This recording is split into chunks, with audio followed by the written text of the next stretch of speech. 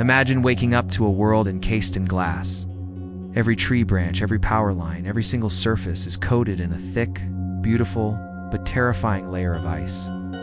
This wasn't a fairy tale. It was the reality for millions of people in January 1998. It was during one of the most destructive natural disasters in Canadian history, the Quebec Ice Storm. It started innocently enough, a few days of freezing rain. People were annoyed, but nobody could have predicted what was coming.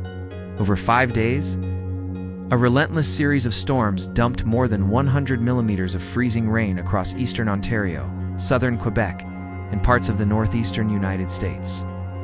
That's more than double the amount these areas would typically see in an entire year. The landscape was transformed into a glittering, crystalline wonderland. It was breathtakingly beautiful, but the beauty hid a sinister threat. The sheer weight of the ice was astronomical. A single, simple power line, normally weighing less than a kilogram per meter, was now burdened with over 15 kilograms of solid ice. The infrastructure just wasn't built to handle that kind of load. Then the sounds began. Not the roar of a hurricane or the rumble of an earthquake, but a sharp, cracking sound that echoed through the unnatural silence. It was the sound of giant, ancient trees snapping like twigs, and then a sound that would haunt millions, a deep, metallic groaning, followed by a thunderous crash. That was the sound of a hydro tower, a massive steel pylon, twisting and collapsing under the impossible weight. It wasn't just one. Across the region, over 1,000 of these giant towers crumpled. More than 30,000 wooden utility poles snapped in half. The power grid, the very lifeblood of modern society, was being systematically dismantled by ice. The Triangle of Darkness was formed, an area south of Montreal where the entire high-voltage transmission system had been completely obliterated. Suddenly, the lights went out. Not just for a few hours, but for days, and for many, for weeks. In the dead of a Canadian winter, over 3.5 million people in Quebec alone, half the province's population, were plunged into darkness and cold. Add to that another 1.5 million people in Ontario and the US. It was the largest power outage in Canadian history. The first few hours were an adventure for some. People broke out the candles, played board games, and huddled by the fireplace, if they were lucky enough to have one. But as the hours turned into days, a grim reality set in. Without electricity, there was no heat. Temperatures plummeted to freezing. Pipes began to burst, flooding homes with icy water. There was no way to cook food, no way to get news, and for many, no running water. Simple tasks became monumental challenges. Going outside was a death trap. The ground was a sheet of pure ice, and above, massive ice-laden branches could fall at any moment without warning. Earning the nickname Widowmakers, the world had become both beautiful and lethal. People's survival instincts kicked in. Neighbors who had never spoken before were now sharing generators, checking in on the elderly, and pooling resources. Communities opened emergency shelters in schools and community centers, powered by a handful of generators. These shelters became beacons of warmth and hope, islands of light in a sea of darkness. Hundreds of thousands of people had to abandon their freezing homes and seek refuge.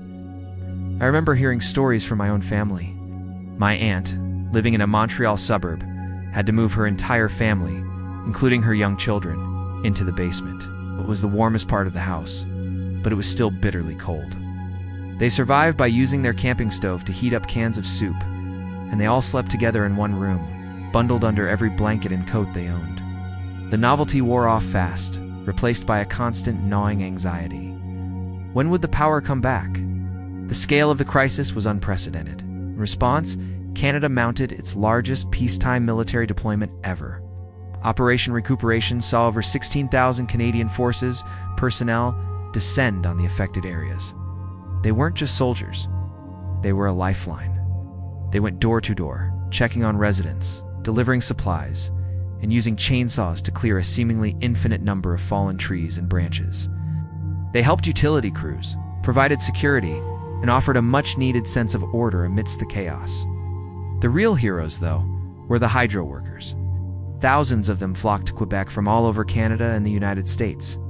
They worked around the clock in brutally cold and dangerous conditions to literally rebuild the power grid from scratch. They were climbing icy poles, untangling a spiderweb of downed wires and re-erecting massive towers. It was a Herculean task. Every time they restored power to one neighborhood, a cheer would erupt, a small victory in a long, grueling war against the ice. As the days crawled by, the human cost became clearer.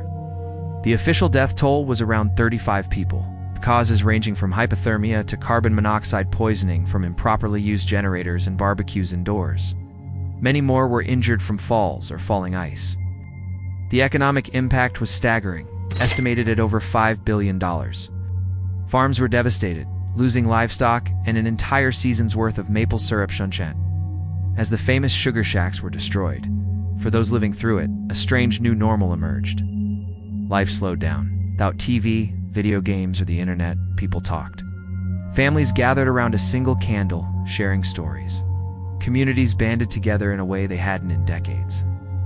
There was a sense of shared struggle, a camaraderie born from a shared disaster. People rediscovered the importance of human connection when all of our modern connections were severed. Slowly, painstakingly, a month after the storm first hit, the last homes finally had their power restored. The lights came back on, but life didn't just snap back to normal. The storm left a deep scar on the psyche of everyone who lived through it. It was a stark reminder of our dependence on a fragile infrastructure and our vulnerability to the power of nature. Today, if you drive through the affected regions, you can still see the evidence. You'll notice many trees with unusual V-shaped crowns, where their central trunks snapped under the weight of the ice and new growth sprouted cambiamento. It's a living monument to the storm. The 1998 ice storm taught us invaluable lessons, led to significant upgrades in the power grid, burying more lines underground and strengthening hydro towers. Emergency preparedness campaigns were launched, and many households now keep a 72-hour emergency kit.